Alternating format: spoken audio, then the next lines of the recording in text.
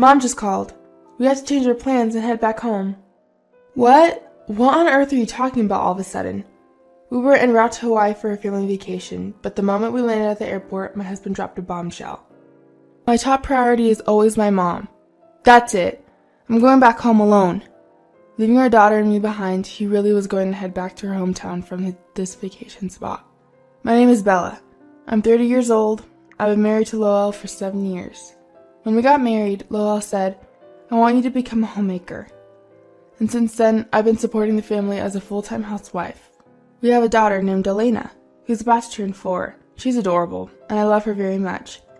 But around the time she was born, my husband started to change. When it was just the two of us, Lowell was very kind. He would come home starving after work. "Hey, I'm home. Are we having meatloaf today? Smells delicious." "Welcome home. It's almost ready. Go wash your hands." "Got it. I'll hang up my suit and wash my handkerchief too." "Sure, thank you." He was like this, very cooperative with housework. He had the habit of at least taking care of his own things. But ever since our daughter was born, it's as if he reverted back to being a child. I wonder if it's because I focused so much on taking care of our daughter that I had less time to care for him. The frequency of inviting his stepmother to our house increased, and he even started to berate me. Just like today, he complained constantly with his stepmother. "Hey Bella, how come there's no cake or anything when my mom is here?" I didn't know your mom was coming. You didn't tell me." "Ugh, then go buy some now. It's rude to my mom. Right, Mom?" Prompted by my husband, his stepmother also joined in blaming me. "Yeah, really, why can't you be more considerate, Bella? Lowell is so kind." "I apologize. I'll go buy some right away." "By the way, could you please refrain from getting cakes from the convenience store? I can't handle anything that's not from a cake shop and costs at least $5, she said. "Yeah, right. Just the other day she was chowing down on a bunch of cream puffs that were on sale at the supermarket." Biting my tongue, I headed to the cake shop with my daughter. To make matters worse, my stepmother is extremely smitten with my husband, her only son. She dotes on my husband to an unbelievable extent, ignoring our circumstances and relentlessly insisting on us visiting home. Her demands for us to return home increase daily, and my husband becomes grumpy if I refuse. If I don't go with him, I can expect a hellish lecture from my stepmother. "Bella dear, why didn't you come today?" She confronts me over the phone. Even when I apologize saying I'm sorry, it doesn't appease my stepmother's wrath. "I'm sorry isn't enough. If you're going to apologize, you should have done so from the start." "But my daughter had plans to play with her friends today." "Huh? What are you talking about? Your mother-in-law is calling you, and you prioritize that. You're an insensitive daughter-in-law." "I'm sorry, but it was something we planned a while ago." A wife must always accompany her husband. What the mother-in-law says is absolute. It's common sense, isn't it? Seriously, what era does she think this is? I'm always at a loss with my stepmother, who insists on pushing these outdated norms onto me. But since I'm a full-time housewife, I can't consider divorce as an option. Reluctantly, I continue to let myself drift with the flow of things. Then, one day, we had planned a long vacation, a trip to Hawaii with my husband and daughter. It was a family trip for 3 nights and 4 days that we had planned for a while. My daughter, who was taking a plane for the first time, was causing a ruckus as soon as she got into her seat. "Mom, planes are amazing! They're like birds!" "Yes, they are. It's going to fly even higher now, okay?" "Really? Amazing! I can't wait!" However, despite being on a much-awaited vacation, my husband wouldn't take his eyes off his smartphone. I sneaked a peek at the screen and saw that he was in a chat with my stepmother. You've got to be kidding. Is he really keeping in touch with my mother-in-law even while we're on vacation? We've told her about the family trip, so she shouldn't need to keep in touch so often. Despite my frustration, I repressed my feelings, seeing my daughter's happy face. We shouldn't fight here. Thinking this, I purposely didn't say anything to my husband. Upon safely arriving in Hawaii and leaving the airport, my husband said something outrageous. "My mother has called. We're changing our plans and heading home." "What?" Caught off guard by my husband's words, I immediately objected. "Wait, what are you talking about? Go home. We just got here." "We can't help it, can we? My mother is lonely all by herself." "But we've informed her about our trip in advance. Elena was looking forward to it. Do you plan on ruining her vacation? Your mother is being incredibly selfish." "So you're bad-mouthing my parents now? Are you really my wife?" "My mother always says it. A wife must always accompany her husband." "But why? Why do we have to be interrupted even on our long-awaited family trip? Under normal circumstances, I would have listened to my husband and we would have turned right around to head back to my in-laws' place. However, I had a reason for not biking down this time. A friend from my student days, Marilyn, was running a restaurant with her husband, and we planned to visit it during this trip. My husband knew about this as well. Still, the fact that he was prioritizing my stepmother over this was unacceptable. This time, my husband will have to compromise. I, who was absolutely unwilling to back down this time, tried to persuade my husband again. Hey, we had planned to go to Marilyn's place later today, remember? I've already let them know we've arrived as planned. So what? We can just cancel, right? Can't you see? She must have prepared a lot of food waiting for us. How can I say now that I can't make it? As I said this, my husband made a disgusted face and yelled, "You must be joking." Listen, I don't care about that. My top priority is my mother. You're still saying that even after we've come all this way. Your mother isn't a child, she could wait a little. Enough! So you prioritize your friends over your husband's mother? That's not what I meant. I've had enough of you. I never thought you'd be so heartless. That's it, I'm going home alone. My enraged husband left me and our daughter behind and returned home by himself. Wait, are you kidding me? We came all this way to Hawaii for a family vacation and he prioritizes his mother and goes back on a whim. I have no choice. I'll continue the trip with our daughter. We later visited my friend's restaurant without my husband and stayed at the hotel we had booked with our daughter. Waiting for us were my furious husband and his stepmother. Bella, are you crazy letting Lowell go home alone while you enjoy your vacation? As soon as she saw my face, his stepmother berated me with incredible rage. I told your mother about the family trip in advance. So what?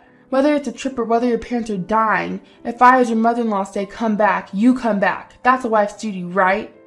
That's absurd. Upon hearing the exchange between me and his stepmother, my husband shouted, "Enough! I can't stand Bella's attitude any longer. I want a divorce." Divorce? I was surprised and opened my eyes wide. Wait a minute, suddenly talking about divorce? Shut up, you don't show enough respect to me and my mother. I'm done with you. You're joking, right? We have Elena, what are you saying? I'll live with my mother. You do whatever you want. Don't ever show up in front of me and my mother again. Saying that, my husband threw divorce papers at me. Stunned by the sudden situation, the stepmother stuck a nail in my side. That's right. Divorce him right now. A good-for-nothing wife like you doesn't deserve Lowell. Even your daughter who looks just like you isn't cute at all. Get out of here. But, even you, mother-in-law. My parents have already entered a facility and my childhood home has been sold. As a housewife, if I were kicked out of the mansion under my husband's name, I would have nowhere to go. But no matter how hard I tried to persuade him, my husband and his stepmother would not change their minds. As a result, I was forced to stamp the divorce papers. After that, the divorce was finalized in the condition that he pays child support. Since the stepmother, who sold her own house, moved into our house, my daughter and I were kicked out of the mansion. Phew, finally, no more troublemakers. From today on, Mother and I can live comfortably, together. When we left the mansion, we heard the deliberate voices of my husband and his stepmother. Absolutely, it's like a dream to be able to live with Lowell again. Alright, next time I'll find a more loyal and good wife. That's the spirit, Lowell. We need to find a well-behaved wife who will obey us this time. Let's not get stuck with a loser. I got it, Mom. I will make that mistake again. After hearing their conversation, I felt a whirlwind of anger rushing through my body. I'll no longer forgive you for saying such nonsense. I will definitely have my revenge someday. You better keep living carelessly here until then. I slammed the door loudly enough to drown out the laughter of the two and left the apartment. I had no destination in mind, but I vowed to get back at them someday.